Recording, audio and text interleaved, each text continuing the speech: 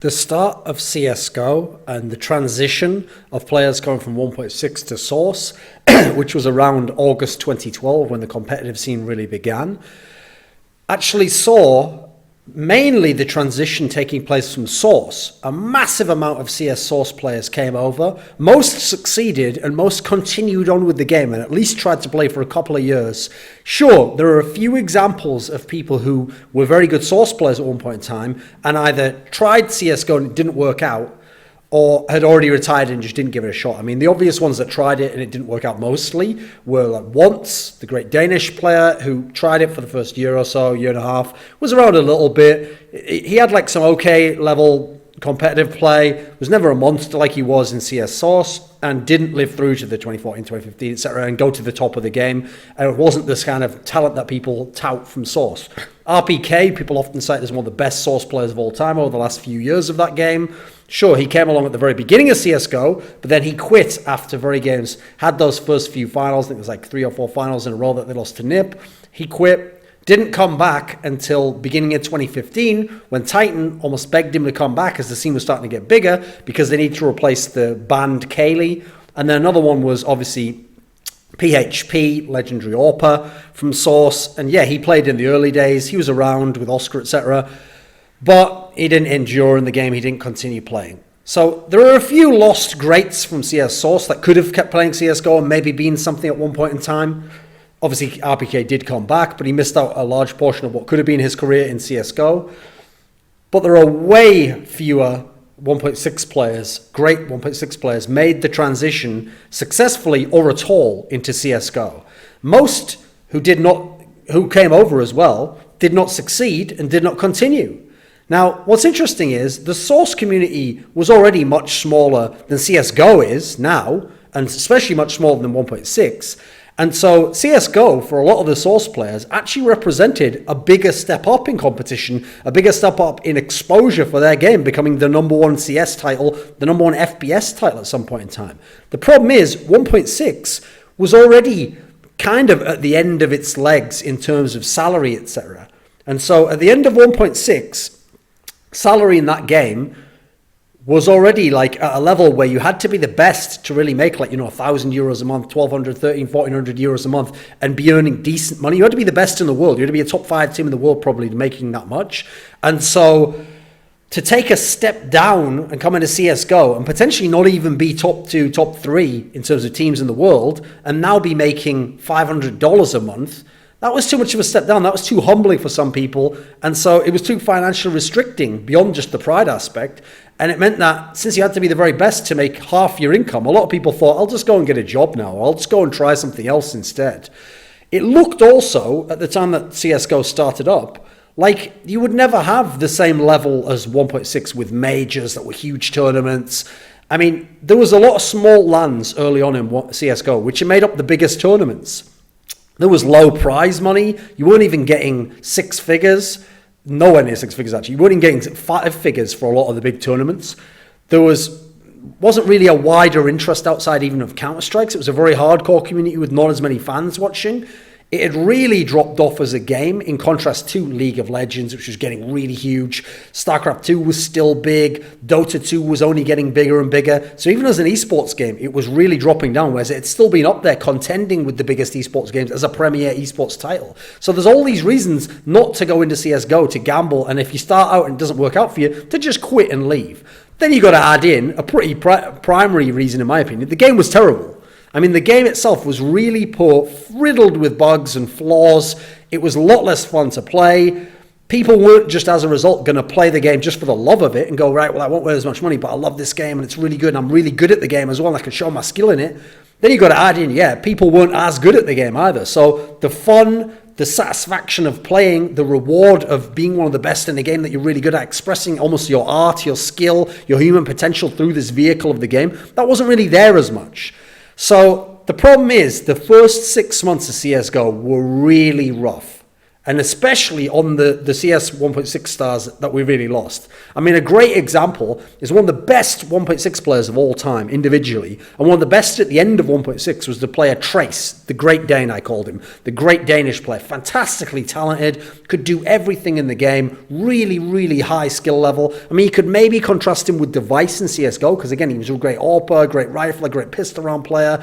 He was really, really good. Famously, he lost a lot of finals, also where you could contrast him with Device. And also, like Device, had in general a bit more of a passive playing style rather than that super aggro, peak-heavy style that some of the other great players like a Forrest had, obviously. Or someone like, you could just say Forrest in CSGO as well, right? That's a pretty good one. So he's someone where his style of play was so positional-based. Like, he had incredible aim, but his game was built around not just having incredible aim, but having the better positioning on you. So if you want a CSGO example of someone where he made that style succeed, I'd probably say Swag. One of the things I think really worked for Swag is he had really good aim and he had good skill set, but he actually played it very intelligently. So that actually elevated his game, made him a much more efficient player than he otherwise might have been, whereas a lot of the NA players who had the skill like that were super aggro. So I actually think for someone like Trace, he's an obvious example of someone where if he'd have stuck around more than the 6 months, let's say he'd stuck around like a whole year, I actually think the game would have come around, because we then saw more positional play eventually was possible. In the early days, it was a lot harder to make it work. And so with his skill set, I think he could have succeeded if he'd stuck around to the end of 2013 and 2014. That's when you saw eventually, and it was about 2 years after that people like Crims, Zipniks really started to have a big impact on the game, playing more of that style of play. And I think Trace could have been very good in that sense, even if his skills hadn't transitioned. I mean, even Neo's made that style almost very famous, and his skill didn't transition as much whatsoever over to CSGO. An obvious and fantastic 1.6 player who I think with the aggro kind of play in CSGO would have really succeeded is the player Gox, a guy who, so Trace played in MTW and then later on he played in Fnatic. Gox was playing in the original Fnatic of 2009, the one that, as in the 2009 one that like dominated everyone with Forrest, Gox, Get Right, just dominating individually and just wrecking the whole year, 2009. Then he was in SK in 2010 and emerged as like a superstar player himself. Then he went back to Fnatic. They were pretty good towards the end of 2010. Then in 2011, he was playing in the third best Swedish teams. He was playing in the Lions, H2K type teams. Then eventually he comes back to Fnatic. They get like towards the end of the year, get better. 2012, they actually have the best team in the world for the end of 1.6, the last 6 months of 1.6, the late spring to summer. He was in that Fnatic lineup, but then he just quits. He doesn't play in CSGO really. He's just gone at that point in time. This guy's aggro playing style, his strong aiming style, his love of taking aim duels are pretty decent in clutches as well. I think it would have really suited this game. I think he really could have been a star in CSGO if he'd have stuck around. Delpan's someone where he was the best AWPer for probably the last year, 2 years of 1.6. He was actually, I think he eventually became better than Markov. Markov gave up the weapon a lot more and didn't want to use it as much. Delpan was a super steady, amazing AWPer. Really, really high level play. Always hit the clutch shot at the mid-range. This is a guy where he played CSGO, but his problem was at the end of 1.6 as this amazing player, he famously didn't like to practice much. He always had excuses why he didn't want to practice. That's one of the reasons why he had his issues with SK, got kicked from them, etc. But he was so good. So I feel like in CSGO, especially if he did just dedicate himself enough and he'd maybe even if he'd gotten over that reputation aspect, sure, maybe he wasn't as good in CSGO, probably wasn't, let's be fair. It feels like if he'd have really gone hardcore at CSGO, he could have been up there with the Guardians and the Kenny S's of the game and really been a superstar player. And obviously now we've got so much money in the game that you can be on the third best Swedish team, and you could be something. You could be on a godsend and potentially make them better. I mean, even though Neo came into CSGO, he's a lost star because people have to understand he's the best 1.6 player to ever play the game. That game allowed a lot of skill, a lot of variety in terms of what you could do, and a lot of playing styles could succeed. But he literally, for 6 years, was a top 5 player in the world. Even a couple of years before that, he was a very dangerous young up-and-coming talent. This guy was absolutely incredible. In CSGO, he has never been like that. At any point in time, when they first came in the game at late 2012, he wasn't like that at all. He was really struggling, actually. Later on, Taz early on was very good. Then Pasha was very good in 2014. Then eventually, by like the end of the summer 2015, Neo started to get some star player matches, but even then it was more the intelligent style of play. It was more in a Crims kind of a mold. It wasn't this superstar skilled player. And he's really never been this beast player. He had a brief period in like autumn of 2016 where he was having some MVP performances. Obviously, Dream at Bucharest is a good example. But in general, he's been more the support player on that team, and he's never really been the star player of Virtus Pro. So you'll never really see the 1.6 Neo in CSGO for whatever reason. I think actually a player Face, who played for SK Gaming from 2009 to 2012, I think he could have been a fantastic player if you'd have put him into CSGO. I mean, for me, he actually shares some qualities with how Fur has been used. This is how I see he could have been used in CSGO, because in 1.6, he was a superstar player, or rather he was a star player when you looked at like 2008, 2009. He was one of the best players in those H2K and then SK Gaming teams. He was really, really skilled, great aim, but consistent aim as well. And he had almost like a Cold Zero at that point in time. Like not Cold Zero as much. I don't think Cold Zero has crazy one bullet aim, but he has good consistent spray, and that's something that Face had. But Face also had some of the one tap type, just that he was more of a spray player. And also he's someone who was very good at clutch rounds. So the key thing for me with Face and why he could have been like a Fur is he could have really settled into being a great third star in a team and letting other people be the superstars. And he's really good at winning clutch rounds and had really good skill set and could play small sites on his own, so he could be more of a role player. I think he could have really suited this game. And I know he tried early on in CSGO. They were considering him actually to be in NIP. And then early on he was in that MTW team with Steel, a very mixed lineup. But eventually it faded out and he went off to the real world and he didn't keep going. But he's someone where his skill set should obviously have been able to stick around, I think, because he was such an intelligent player. But again, the positional style wasn't really emphasized very much in the first sort of year, 6 to 9 months of CSGO. MSX is a player who actually has done a comeback in CSGO and tried to play a bit. When you think of the French scene, when they had that period at late 2014, where they had enough to make 2 teams, but not really a third. And then after Kaylee got banned, not even really the second in terms of being truly world-class potential major winners from France, MSX was essentially the best French player to ever play CSGO, at 1.6 rather. I mean, I realize a lot of the French talent had gone in the latter days over to CS Source, but MSX was a monster talent. I mean, you should go watch his frag movie by Fistor. He is incredible. His level was unbelievable. I mean, at times he was like a Nico. He was just hard carrying teams emulate that weren't as good as him. He had no real teammates on his level, and he was beasting it. In fact, he actually won a major where it was one of the sickest single one-man carry performances ever, and he won the fucking major. It was WCG 2007. And by the way, that was a tournament that had a lot of talent in it. Admittedly, some things happened in how the bracket opened up and how the upsets piled on each other, so he didn't have to face as many amazing teams, but incredible performance. And with his skill set, you'd think if he went hardcore from CSGO from day one, surely this guy at least would be a potential chance to be a great player. But we never got him in CSGO properly. Calais, a guy actually who's just come about recently and started playing with Epsilon, this Norwegian player who was playing in these Swedish Nordic teams. Obviously, he played in the, let's think, what were they called? It was the team with Modi and Pronax. Were they actually MYM? By that point in time, I don't think they were called MYM. What were they called? ESC? I think it was ESC Scandinavia. He was around, and the problem he had was the Norwegian scene was plagued by the fact that when Real went over to poker and stopped playing very seriously, there was like a couple of good players. It's kind of like the Norwegian scene is now in CSGO. You know, you had a couple of good players, but there's not enough to make a whole team out of unless you want the team to be like, the 16th best in the world. So you have to let your Norwegian players go over to Swedish teams or Swedish mixed teams or Danish teams. And just like you have Rain now in FaZe, you had Calais over in ESC with Modi and other kind of outcasts. They were kind of the FaZe of their day in some sense. Not obviously in terms of high profile signings and lots of money, but in terms of the outcasts who made like a pretty good team of their own. So this is a guy who certainly had a lot of talent in 2011 and was someone who was a rising talent, and then just kind of drifted, and he's coming to CSGO now, but it's too late. This is someone where we could have had, he's missed what would have been the prime of his career if he'd have kept competing. And obviously the Norwegian scene needed some more talent to go with Rain and Jacob and Rubino, etc. Then you could have actually had a pretty legit team from Norway at that point. And if they'd have stuck around, now you've got the sponsorship where I could get you in an A org that had signed like an all Norwegian team that had that level of talent in it and could actually be a top 10 threat. There was a Russian player. Okay, everyone knows Dosia came to CSGO and was as good, if not better, than he was in 1.6, in early on at least, and was one of the best players, an elite top 2, top 3 player in the world in CSGO for the first 6 to 7 months. But what people forget is there was another kind of potential prodigy that came out of the Russian scene in the latter years, which was a guy called Romshka. And this guy was very, very talented, really good rifler, good kind of like slow passive style, but great fighting skills. And he was always around in the hooch teams, etc.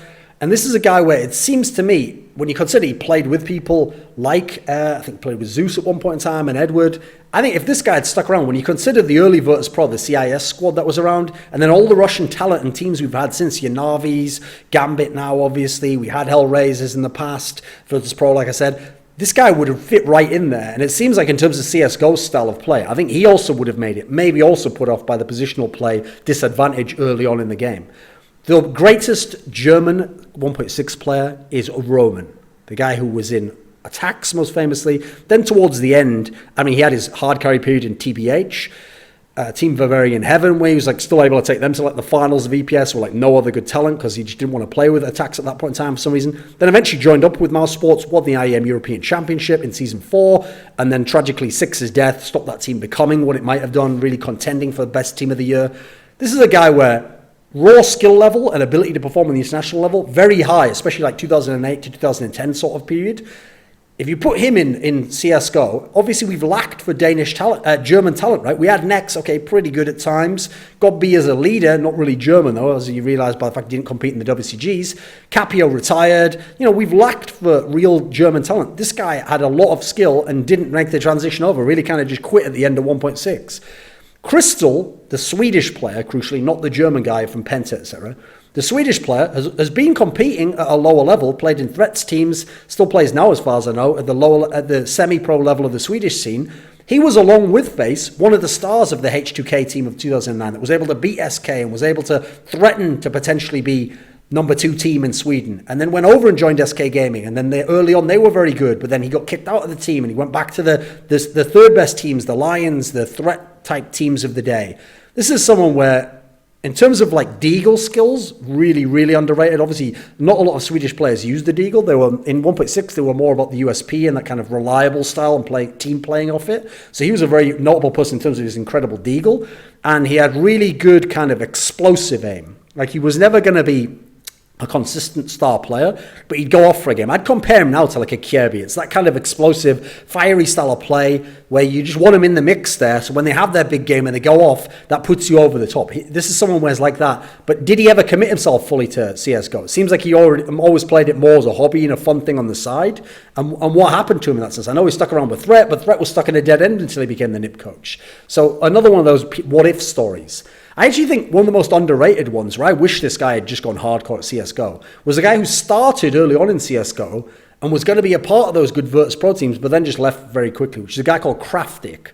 Now, Kraftik, who was around in the latter days of 1.6, and he was around those sort of like the DTS, Kirchnet, second and third best Ukrainian teams. This guy, I think, could have been in a Na'Vi if Na'Vi had made those player changes and he'd stuck around. Because obviously they came along and they got pretty good. They came late to CSGO because they were very good in 1.6 still. And then they got to the top level, you know, Star Series, I think it was 6, the one where they made it to the final and lost to NIP, but took maps off NIP. I think he would have been a real candidate to be in the mix of the great Na'Vi teams now, etc., and the Virtus Pros when they were the CIS squads. Kraftik was a really skilled player, and he was considered, along with Kucha, the next great CIS players. I mean, you had Dosia as well, obviously, in the mix. And started out in CSGO, but then for whatever reasons quit. I mean, admittedly, in the Russian scene, maybe he thought there wasn't going to be much sponsorship, much possibility. A real talent that we never got to fully see at the end of 1.6 because he was always playing in those lesser teams, didn't get to enough big tournaments. But I wanted to see him have his shot to get at the top level, you know, to get what like Kirby gets now in Australia, to get the full chance to show your skill set. There was a player from Finland called Aslak, who has continued to compete in CSGO, but has never seemingly gone all out. He's never gone like Alu has, just balls to the wall, I'm going to go 100% to try and be a pro player, or a Rain, or all these players that are willing to go abroad and go outside of their scene. Towards the end of 1.6, he was an underrated AWPer. He was a top 10 AWPer in the world. His skill was clearly there. It was good. He was in those latter-day WinFact teams that Lurpis led. And he's someone where you'd think his skills should be good in CSGO. I've seen him play a few matches where he's pretty decent. His problem was his talent never fully transitioned to offline play, because when he got to big international play, supposedly he was incredibly nervous and he had some sort of like drugs prescribed to him that could like calm him down. I'm not sure what they exactly were, but for whatever reason didn't want to take him or something weird in lands. So I never really understood that. But clearly someone where, again, more lost talent that didn't really make it over. Another Finnish player who's quite a good all-around player was a guy called Basic, someone where Lurpers has often hyped this guy, touted him. He also was having his issues, but he was only like a year or two. When in 2011, when they brought him in, he was only like a year and a half, if 1.6 had continued, of really blossoming into a better player and getting to be like a solid, like above average pro player where you could have put him in the mix in those Finnish teams and made him really dangerous. In CSGO, again, I think early on he was trying it out, but there wasn't much of a scene back then. This is someone else who's lost as a potential talent. Savage, the Chinese player, now we know he came along in 2016 and he was playing in Vichy, Cyberzen, which he's still in now. He had a bunch of years where you just never saw him. Obviously, there was really no Chinese scene. He just disappeared. At the end of 1.6, 2011 to 2012, he was the best Chinese player. He was a super all-around, really skilled player who went mental in seemingly most of the international chances he gets. It's just at the time, the Chinese scene had really died out. All the great players, the great leader, Alex, had really gone. The other great players, Good Rifle, had disappeared off at that point. There was only a few left, and he was really just left to take really the Tyloo Raw, WNVCN, like the throwaways, and try and just hard carry them internationally. And you couldn't really do that much. I mean, at the end of 1.6, the last major was IEM 6 World Championship in March of 2012, and he hard carried a team there that almost got to the playoffs. That's what a beast this guy was in a super stacked group that had like major winners in it. So this is a guy where if he'd have played the whole time in CSGO, who knows what he could have done. I mean, obviously he didn't have the teams to do it at that point in time. Ave was actually, in my opinion, the greatest in-game leader ever in 1.6. And basically, towards the end of 2011, he just retired. The MTW team split up. He had a bunch of eras where he was incredibly good. Some where he won, 2008. Some where he was just incredibly good, 2009, 2010, 2011. Had like world-class teams that always contended. His teams would always get like 9-10 ones minimum, even in lost maps. He was just one of the best grinders, best anti-stratters, best thinkers of the game ever. Never put his hand to CSGO. I know he tried that mini comeback, but that failed before he even got off the ground. What could this guy have done if he put his mind to the game, like we see Glaive doing now, Carrigan, MSL? Imagine how insane the Danish scene will be with a mind like him really going full time at it, especially with how much money he can now make in the game. You can do this just as a job, not just because you love the game anymore. You can apply yourself and go, I'm just going to have a very successful job doing this. Or as a coach. Imagine that guy coming in being a coach and really developing what you could do with Molotovs and Force Buys and applying his mind to that aspect of the game. Absolutely a tragedy that we never got that guy in CSGO at all. Likewise, another great Danish leader at the time, he didn't get that much time, he only got like a year to be the leader, was Arcadian. And he still got his teams to top 2, top 3 in the world. And he was more the super anti-strat style who really studied. That's why when he'd have the second best Danish teams, he'd always be getting upsets over the MTWs of the world and really challenging them. And he could take lesser players and make them dangerous and get the best out of them. In some sense, kind of like an MSL in that sense. But again, didn't really go along with CSGO, just kind of quit at that point in time. So we lost all these huge talents. Like, the names I'm listing here are practically a who's who of the big talents of CSGO over the last 3 to 4 years of the game. Most of the people who are very good from CSGO now from 1.6 in CSGO now weren't even the best at the end of 1.6. So few made the transition. More didn't make the transition or left immediately in CSGO than made the transition. That's the key thing I'm trying to point out here. So there could have been so many past greats, even ones that are before that if they'd have known the money environment that would develop in CSGO, might have given it a go, or would come back now and even give it a go, and just didn't make it. And in that sense, CSGO could have been what it promised to be, but wasn't, which is a true blend of the best 1.6 pros, the best CSGO Source pros. Let's see who does it in this new game, which admittedly is more like CS Source, which is why I think actually a lot of the Source pros found it easier to transition. I mean, I actually did an article, I'll link it below, which was my opinion on the top 10 1.6 pros who could have been really good CSGO pros. I actually put in people like Gux. I think I had Ruit, the great Finnish player. I had Kogu. I had Roman. I had Bale, the Korean player. I had Sunder, the great Danish player.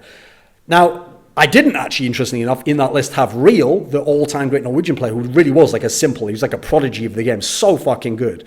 But I should have probably put him in there. So there's so many 1.6 stars where if you followed 1.6 for the last sort of 4 to 5 years, it is a tragedy that these guys didn't come into CSGO or didn't stick around and didn't really go 100% of the game for good reason, but just because of, imagine what a scene. It's already an amazing scene we have now, very competitive. Could have been even more if these guys had come.